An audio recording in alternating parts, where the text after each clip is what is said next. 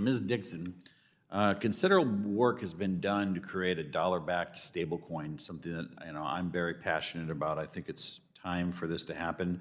It's my hope that a payment stablecoin bill will pass through both chambers of commerce and will be signed into law by the president. What does this mean for the future of stablecoins, and what opportunities will this unlock for the average American consumer and small business if we get the stablecoin legislation done? Thank you so much, Congressman. I always thought that this stablecoin legislation was the low-hanging fruit, and apparently hasn't come out to be that, because we haven't been able to, with all the work that you've done, still haven't been able to get it through. I think that stablecoin legislation provides unique opportunity to be able to not only set the United States up as a leader, because we will be the first one who have come out and purposely set the direction, and also have 99% of the stablecoins in the world are U.S.-backed stablecoins. So we'll be stronger from that standpoint too. What Americans will be, and also folks outside the U.S. will be able to do, is send and receive value in seconds that's stable, one-to-one backed value. And that is very, very important, not just to the creativity of what the financial system could be, but also just leveraging value that that others outside the United States couldn't hold. Is this the ultimate promise of crypto? Is this why it exists? This is why it exists, and it's so interesting listening to your last segment, because what this technology does is actually solve a tremendous number of problems. And what we're doing with the UNHCR, and have been doing for the last year and a half now, is really demonstrating that this technology has a purpose. And the aid is, it gets into the hands of the refugees within 3 minutes of downloading the wallet and receiving the text message from the UN. And then they can cash it out at a MoneyGram location, they can hold it, they can put it in their bank account. It actually really has solved a tremendous amount of problems just in terms of aid distribution.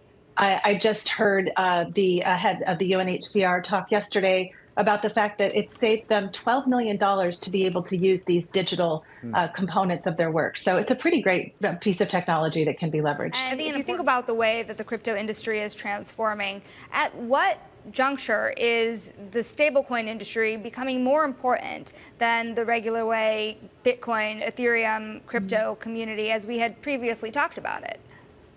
Well, you got to remember that the rails are the technology are the rails. And so those tokens in every one of these pieces of, in every one of these chains are the secret sauce, sort of the way that keeps everything tight, that makes sure it ensures that there's security and stability in the network.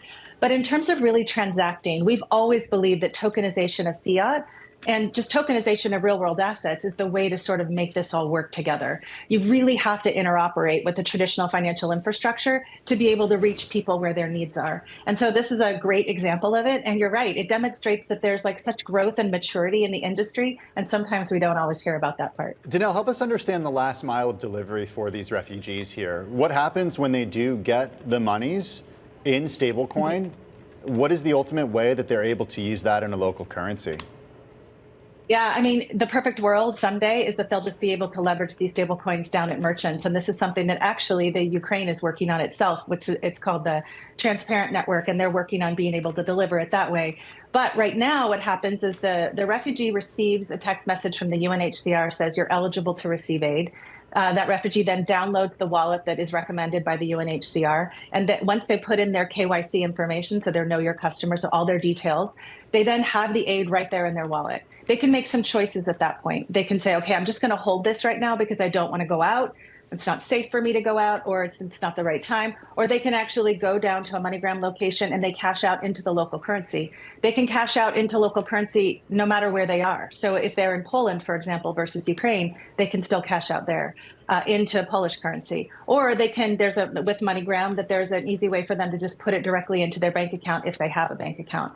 So it's converting right now into the local fiat, either in the bank account or into true fiat at MoneyGram. And then the refugee gets to be able to leverage it for whatever they choose. But there are many wallets out there that allow end users to be able to pay bills, to be able to make merchant payments to some locations. So there's a lot of it's not just promise, there's opportunity here for this to progress further and further. Danelle, to the extent that you can expand your efforts more with the help of government organizations, the government itself, what would you need to see from the U.S. government? Have you been in talks to expand these efforts? Yeah, so much of what you guys spoke about in just the last segment in terms of thinking about what legislation domestically is important. Obviously, the FIT Act, which was mentioned before, is something that's really important. Creating just real stability with respect to this technology. You know, the United States has always been at the forefront of technology and really had this hands-off approach to regulation, regulating outcomes instead of the tech stack. And over the last few years, we've seen, unfortunately, regulation that's focused on regulating the tech stack, maybe through the SEC and through forms of investigation. And that's not what we need to see. We need to see real stability, meaning that we need to create stablecoin legislation, which is already there, just needs to be passed and gone through. Stablecoin legislation that says this is actually a really great way for us to be able to leverage the US dollar in the United States as well as other regions. So we need to see leadership here in the United States. I will fire Gary Gensler and appoint a new SEC chairman.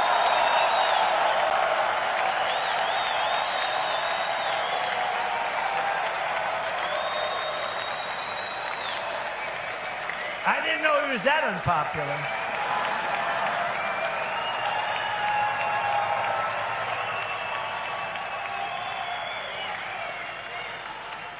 Wow. I didn't know he was that unpopular. Let me say it again. On day one, I will fire Gary Gensler. Whoa.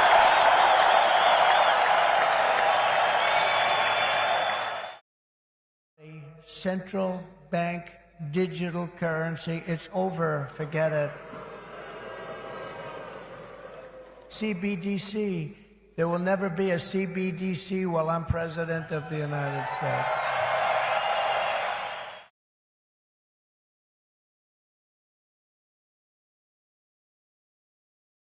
You see, while doing research for my video on stablecoin printing, I stumbled across a few peculiar connections between various private and public entities that are involved with stablecoins and similar technologies, namely central bank digital currencies, or CBDCs. Although many of these connections are obvious and well documented, others are a bit more speculative. I will give you a speculation warning before I start drawing connections that would make Alex Jones blush. Anyways, assuming you've watched my stablecoin printing video, you'll recall that I finished it off with the suggestion that the secret endgame of US dollar-backed stablecoins is to undermine other national currencies. This is because anyone can create a makeshift US dollar bank account within seconds using a mobile cryptocurrency wallet which accepts stablecoins like USDT or USDC. This means that if another national currency such as the euro starts to quickly lose value relative to the US dollar due to something like, say, excessive printing by the European Central Bank to offset the economic effects of a global pandemic, citizens in the Eurozone could use their debit or credit cards to quickly and easily buy USDT or USDC to protect their wealth.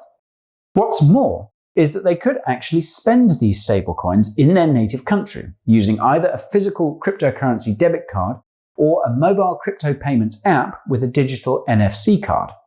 If this happened at a large scale, it could completely tank the euro. As it turns out, this is actually a very legitimate concern held by governments around the world and is something that has kept them up at night for decades. It's called dollarization and involves a full or partial substitution of a national currency by the US dollar. Dollarization was discussed during a series of seminars held by the International Monetary Fund on October the 19th about cross-border payments. In case you didn't already know, the IMF is an international organization based out of Washington, D.C., which tries to help align the monetary policies of over 190 countries to ensure global financial stability and prosperity. In other words, they really like to play with money printers. The seminars the IMF held on October the 19th focused on a roadmap for the, quote, new beginning of currency. Here's the rundown. Governments and banks around the world are now very aware that their monopoly on money is under threat. Oddly enough, it was not cryptocurrencies that raised the alarm. It was Facebook's Libra. This is because Facebook has a massive user base. Almost half of the world's population is using Facebook or a Facebook-owned platform such as WhatsApp or Instagram. This means that Libra could achieve mainstream adoption overnight. The same cannot be said for cryptocurrencies, which is why they are not seen as a major threat by governments, at least for the time being. While Libra is tied up in the courts, the IMF is basically scrambling to help governments around the world put together their own solutions to the problems they caused in the first place. This essentially involves creating a vast network of interoperable CBDC blockchains. Each CBDC will be created and controlled by its respective central bank, and each will use one or more blockchains to be sent from one user to another.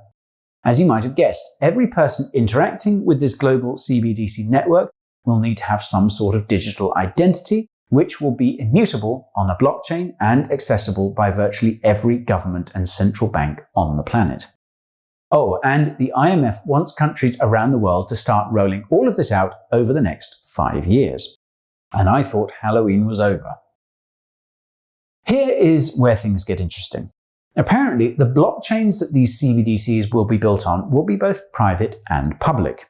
In case you didn't make the connection, public blockchains includes cryptocurrency blockchains.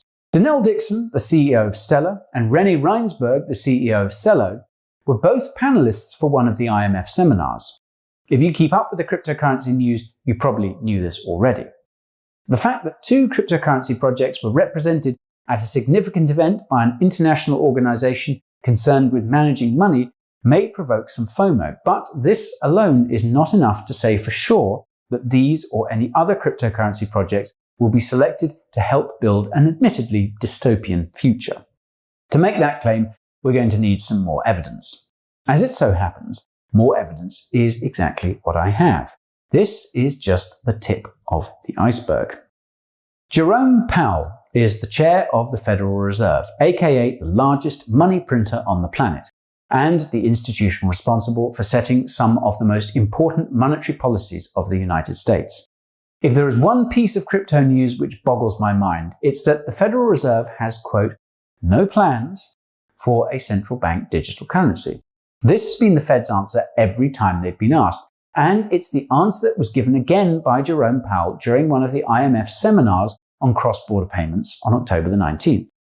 During that same seminar, the IMF moderator said that over 80% of the world's central banks have plans to build a CBDC.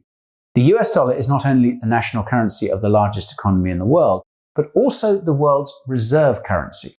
To put it simply, the US dollar is also the stablecoin of fiat currencies. Speculation warning. In my mind, there are only 2 reasons that the Federal Reserve would say that they have no plans to create a dollar CBDC. Either they know that the traceability of CBDCs would immediately reveal incredible levels of corruption, or some variation of a dollar CBDC already exists. While the first reason is certainly plausible, there is no way for me to prove it, and it's also way outside the scope of this video. What I think I can prove, however, is that something akin to a CBDC already exists, and I think it's USDC. Allow me to explain. Although Tether may be the largest stablecoin by market cap, USDC is the fastest growing stablecoin in cryptocurrency. This is for many reasons. For starters, Circle, the company which issues USDC, actually has the US dollars required to back the USDC in circulation. The same cannot be said for Tether, which instead has the equivalent US dollar amount of the USDT in circulation, not in actual US dollars, but a basket of assets including loans they issued to affiliate companies. Also, in 2019, Circle joined forces with Coinbase, the largest cryptocurrency exchange in the United States, and founded the Center Consortium, which focuses on the promotion and adoption of USDC. By the end of 2019, Circle had basically sold off all its services to focus on developing USDC. This included selling the Poloniex cryptocurrency exchange, which they'd purchased in 2018, and even selling their lucrative OTC trading service to Kraken. A Medium post by Circle, which details this sharpened focus, ends with the following statement. The global interest in stablecoins and digital currency backed by central bank money the introduction of third-generation public blockchains, and the accelerated global policy interest in crypto all provide an exciting backdrop for our new platform services in 2020. In August this year, the Center Consortium introduced USDC 2.0. USDC 2.0 makes it possible to send USDC on Ethereum without paying gas in ETH. Instead, that gas is automatically paid in USDC.